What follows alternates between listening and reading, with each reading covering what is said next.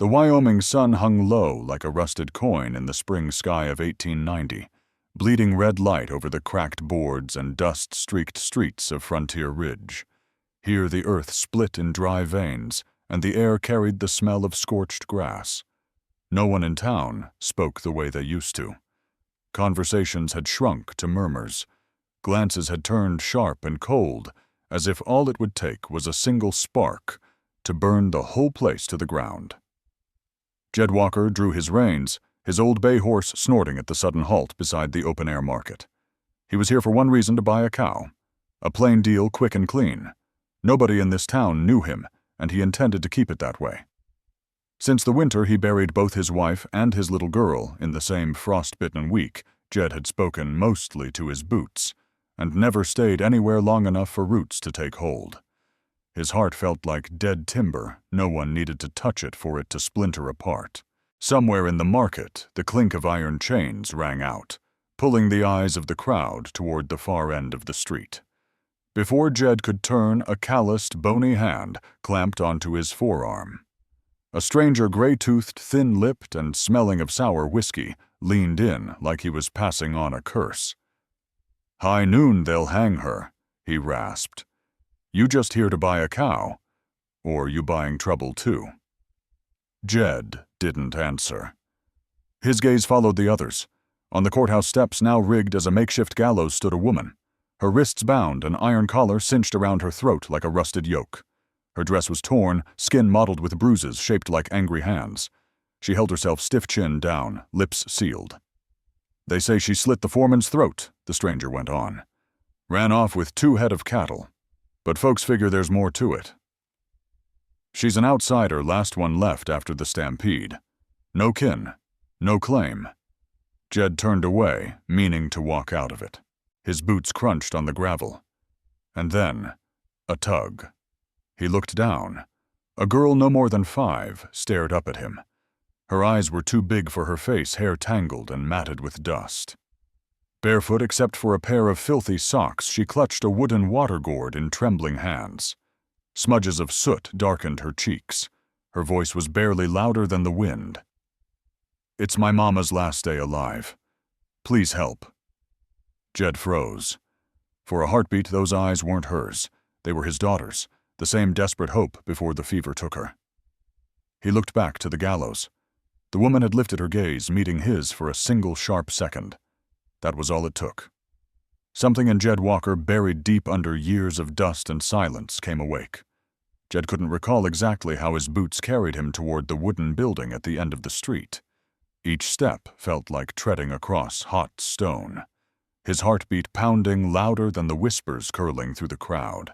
The air was thick with sweat leather and the faint metallic tang of rust from the iron collar around the woman's throat. At the base of the steps stood a young deputy face, still soft with youth, but his hand on the revolver butt trembled just enough to betray him. He gave Jed a once-over, half wary, half dismissive. "You don't belong here, mister," he said. Jed didn't answer. Instead, he pulled something small from the pocket of his duster.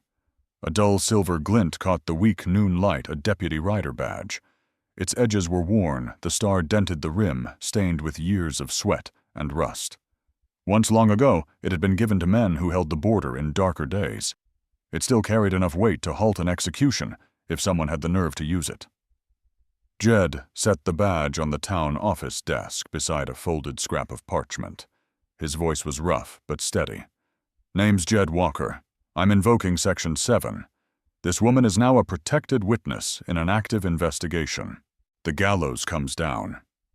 The deputy blinked, his mouth opening and closing like he'd misheard.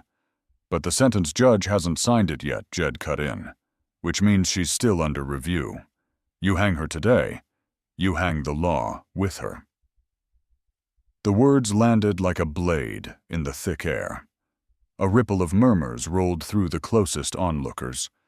The young deputy's gaze flicked to the absent mayor's chair, then back to the badge. Metal clinked. Chains loosened. The rope came down from the beam. The woman staggered, catching herself before she fell. Below the platform, the little girl ran forward, throwing her arms around her mother's legs, clinging as if she'd never let go again. Jed didn't wait for thanks. He turned away, voice flat as weathered wood. "You've got 24 hours, Hayes. Stay alive long enough to prove you're worth it." The crowd parted for him like prairie grass bowing under a storm wind. No one spoke. No one dared to stop him. But from the edge of the gallows, two pairs of eyes, mother and child, followed his back, as if they'd known him in another life. The road out of Frontier Ridge wound through brittle grass and patches of snow clinging like torn cotton to the earth. Jed kept the reins loose in his gloved hands, his eyes drifting now and then to the wagon behind him. In the bed, Maria sat hunched beneath a worn shawl, her arms wrapped tightly around Lily. She didn't speak. She only held the child close, as if letting go would cause everything to shatter.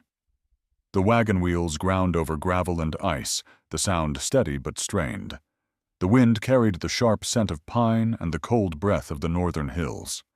It had been years since this road felt like it led anywhere worth going. Today it carried something unknown, something heavy. Maria broke the silence first. Her voice was raw, small, each word as if it cost her. "He told me. I'd never leave that scaffold alive." Jed didn't look back, but his jaw tightened. It happened fast. She went on, her gaze distant. "I was just bringing Lily home. He stank of rotgut, grabbed my hair and yanked me back.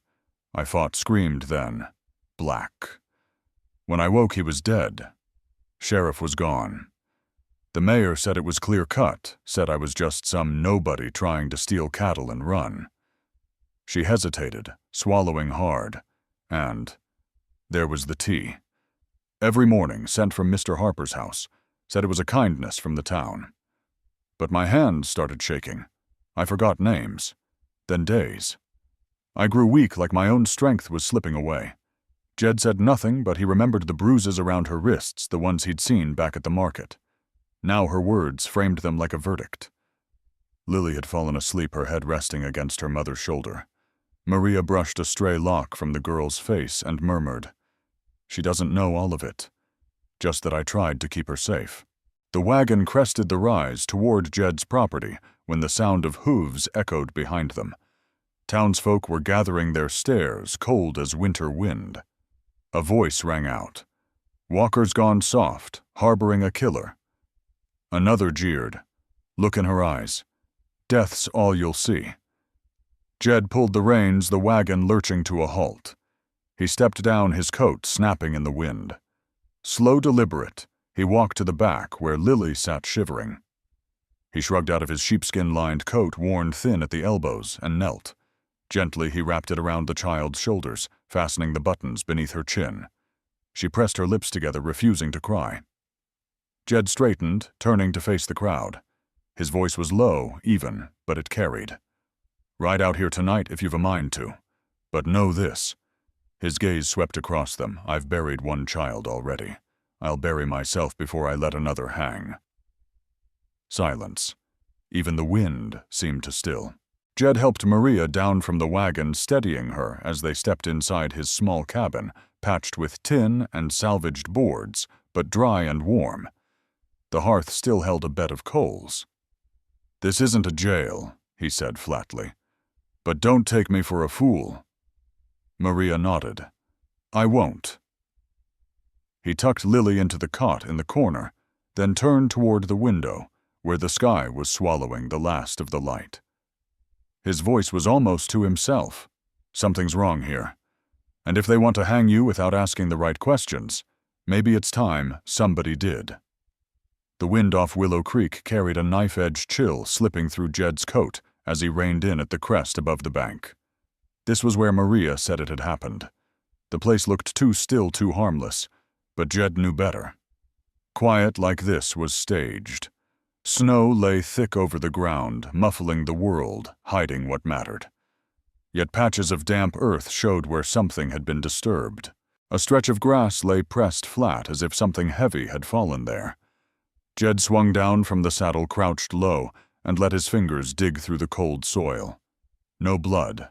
No boot prints. No scuffle marks. Too clean. Far too clean.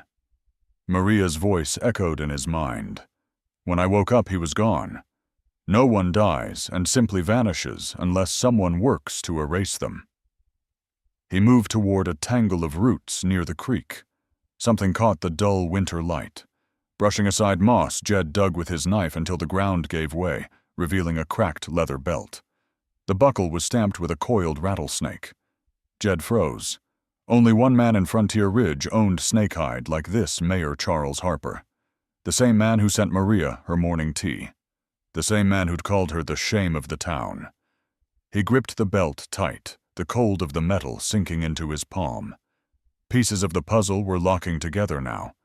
The dead man, the poisoned tea, the mayor's unchecked power.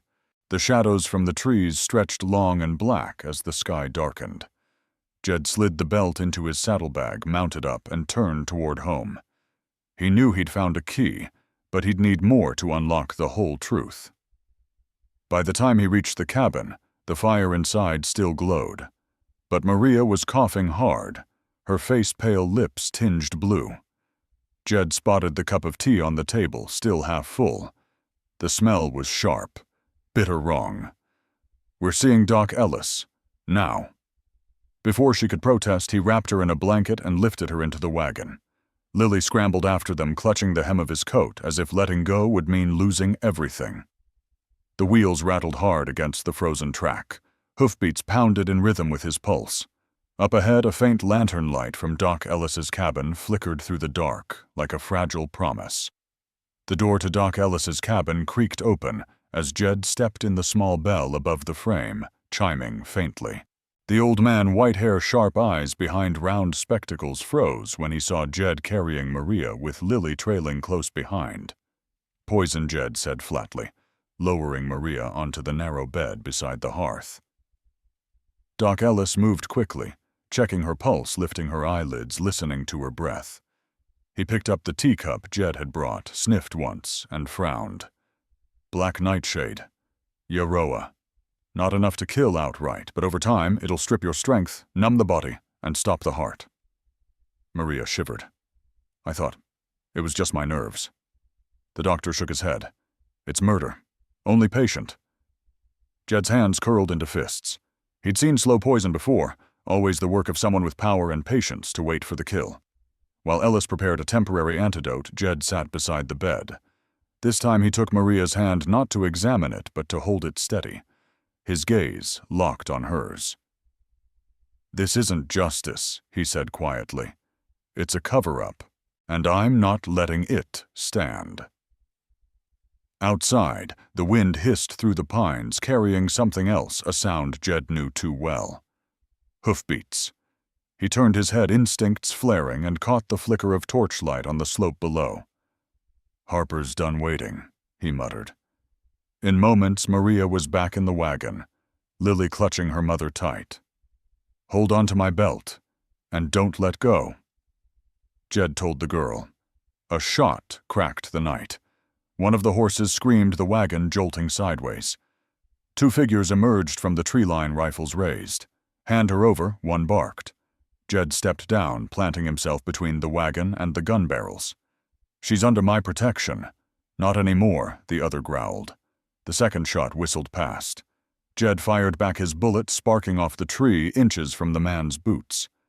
"Next one goes in your chest." They hesitated, then slipped back into the woods. Jed knew they'd return. No time to waste. He hauled Maria onto his back, Lily gripping his coat as they plunged into the trees. Snow churned underfoot, each step harder than the last.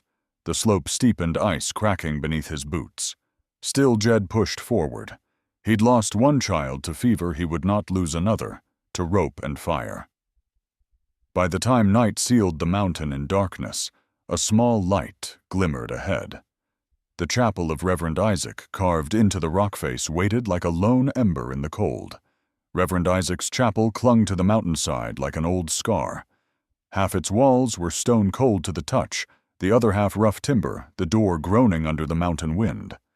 Isaac's thin, silver-haired eyes, sharp as a well, opened it, after Jed knocked 3 short times. "Jed Walker," he said, his gaze flicking from Maria slumped over Jed's back to Lily clutching the hem of his coat. "What devil's chasing you this time?" "Not the devil," Jed replied, voice dry. "Men pretending to be God." Inside, the air was warmer thanks to the fire in the hearth, though the mountain chill still seeped through the walls. Jed laid Maria on a narrow bed pressed against the stone. Lily curled beside her mother, holding her hand as if it might vanish. Jed didn't rest. He shed his coat and slipped out the back door, circling down the slope. In the dim snowlight, he dragged a heavy branch in wide arcs, erasing the trail they'd left. From his saddlebag, he pulled an old glove and torn scraps of cloth, scattering them in the opposite direction, a false trail leading deep into the trees. When he returned, Isaac was seated at the table, an old Bible open before him. From between its pages, he drew out a yellowed letter. The handwriting trembled with age, a woman's account of how her employer, the wealthiest man in Frontier Ridge, steeped strange herbs into Maria's tea. How she'd seen him return blood-stained the night of the killing, and heard him vow to put Maria in a quiet grave. The letter had never been sent. The writer had died 2 winters ago. Jed slid the letter into his coat. Then he set something else on the table, the snake-hide belt he'd found at Willow Creek. A second piece of evidence. Isaac nodded slowly. God sees all. But the town's blind. Then I'll open their eyes, Jed said. Later, as the night deepened, Jed sat beside the bed. Maria stirred, her voice no louder than a breath. "Why are you helping me?" Jed looked at Lily. Her eyes closed, her small hand still gripping her mother's sleeve. "Because your girl's eyes won't let me forget my own." Outside, the wind keened around the rock face, a warning from the mountain. But inside that small room, the fire's warmth and the silence between them weren't distance. They were a promise unspoken, but certain. That morning, Frontier Ridge woke under a sky the color of ash. There was no wind, but the air felt brittle, ready to shatter at the first wrong word. The square in front of the courthouse was packed. The gallows still stood the rope, swaying lazily as if waiting for someone to step forward. But this time, it wasn't Maria walking toward it. The sound of hoofbeats carried down the main street, steady and deliberate. Jed Walker emerged from the far-end mountain frost, clinging to his coat, a worn leather satchel across his chest. His eyes were calm, but sharp as a drawn blade. Behind him, Reverend Isaac rode an old horse, a sealed envelope in his hand. Doc Ellis followed on foot, clutching a rolled document. Jed said nothing as he strode into the council chamber, where the town's leaders sat around a long table. On the table, the coiled rope lay like a quiet threat. One by one, he laid his evidence on the wood. The letter from the old housemaid, telling of poisoned tea and a blood-stained night. The snake-hide belt pulled from Willow Creek. The physician's report, confirming long-term herbal poisoning. Reverend Isaac's sworn statement that Maria had sought sanctuary before the killing. Jed's voice was low, but carried. This is the truth. A woman poisoned a child, nearly orphaned, and a man he held the belt aloft, so sure of his power, he thought he could bury it. He turned toward the window, where the gallows loomed in full view. If that scaffold rises today, it won't stand for justice. It'll stand for the shame of this town. Outside, the crowd had gone still. The creak of wood in the wind was the only sound. Reverend Isaac stepped forward, his voice slow and steady. I saw her faith even when she believed no one heard her prayers. But God did. Doc Ellis nodded, setting his report before the council. None of the men at the table met Jed's eyes. After a tense murmur of voices, the gavel came down with a hard crack. Maria Hayes is hereby exonerated. The gallows will be dismantled before sundown. A breath moved through the square outside like the first breeze after a long drought. Jed stepped into the sunlight, looking up at the rope now being lowered. For the first time in years, a faint smile tugged at the corner of his mouth. 2 days after the last rope was cut from the gallows, Frontier Ridge seemed to exhale. The wealthiest man in town, Charles Harper, was led out of his grand house in iron cuffs. Not everyone cheered, but no one stepped in his way. Maria was free, but freedom wasn't the end. It was the beginning of a different road. The first knock on Jed's ranch door didn't come from a man with a gun, but from an elderly woman carrying a basket of bread wrapped in linen. Later came a young mother with a jar of blackberry jam. One afternoon, someone stacked a cord of firewood by the porch, leaving an unsigned note. Every child deserves a warm night. Maria stood on the porch, Lily in her arms, watching these small offerings, knowing the town was trying. Inside the cabin, the air felt different now. The hearth stayed lit. The scent of bread from the small stove at the back drifted through the walls. Each morning, Maria packed a few meals and left them on the church steps for anyone hungry enough to take them. Tunam no thanks expected. Lily now walked to the little schoolhouse each morning. By afternoon, she would return with chalk dust on her hands and wildflowers stuffed into her pockets, eager to tell of the new letters. She'd learned the new friends, she'd made the games that flushed her cheeks. Jed didn't talk much, but in quiet moments when Maria wasn't looking, he fixed what needed fixing. He replaced warped porch boards, patched the tin roof, and sanded the railings smooth. One morning, Lily found the braid of hair that had been cut the day her mother was taken rewoven and tied to the back of Maria's rocking chair. She said nothing, just smiled. That evening, Maria noticed the mantel. A new photograph sat there, her and Lily taken after the trial by a traveling photographer beside an old faded one of a woman and child, long gone. Maria's fingers brushed both frames. "Why did you stay?" she asked softly, as if afraid the quiet might break. Jed looked up from the knife, he was honing his gaze steady and warm. "Because I remembered what home feels like. And it wasn't four walls or cattle. It's her laugh. The smell of your bread, chalk drawings on my floor, your hands fixing what I thought was broken for good." Maria turned her head, but in the firelight her eyes shimmered. A year passed, and the hard winter of Frontier Ridge gave way to a gentler spring. No gun smoke hung in the air now, only the sound of children's laughter drifting through the narrow streets. Inside the old chapel, every bench was filled. Lily stood at the front, a neatly braided ribbon in her hair, holding a sheet of paper in both hands. Her voice trembled at first, then grew steady. "I love my mama, and I love Pa Jed too." The room went still. Some smiled, some brushed at their eyes. Jed sat in the second pew, his hand wrapped around Maria's. When Lily finished, he rose, walked forward, lifted her from the stool, and held her close. His other hand rested on Maria's shoulder. After the service, they climbed the hill behind the church, the same hill where Jed had once stood alone in a storm, making silent promises to ghosts. Today the earth was soft, the grass thick and green. From his coat, Jed drew a small cloth pouch. Inside lay nothing more than a strip of old leather worn smooth from years of use. No gold, no jewels. He wrapped it around his hand, and Maria's, his voice firm but quiet. "No ring, just a promise. And this time I won't let go. Not for fear, not for grief, not for the ghosts of what we lost."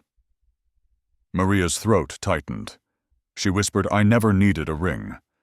Just somewhere to belong." Lily came running, throwing her arms around them both, her smile bright as dawn. "We found your home again." Pa, from the foot of the hill, Frontier Ridge no longer saw them as strangers. Now they spoke of Jed Walker as the man who pulled 3 lives from the gallows, one by law, one by will, and one by heart. In the small house on the hill, the fire never went out. On the mantel sat a photograph of the 3 of them beneath the chapel's arch. Tucked inside a leather-bound book beside it was Lily's drawing. 3 figures holding hands, the sunrise behind them. Beneath it, in shaky, careful letters, "We are the family that lived. We are the home that stayed. And if you've been moved by the quiet courage of a man who thought he'd lost everything, the steadfast strength of a woman wrongly condemned, and the unbreakable hope of a child, then you've come to the right place. This is Wild Mercy Rides, where love in the Wild West doesn't just survive the dust and the distance. It rises from the rope, from the ashes, and from the silence. Subscribe now for more true-hearted tales from the American frontier.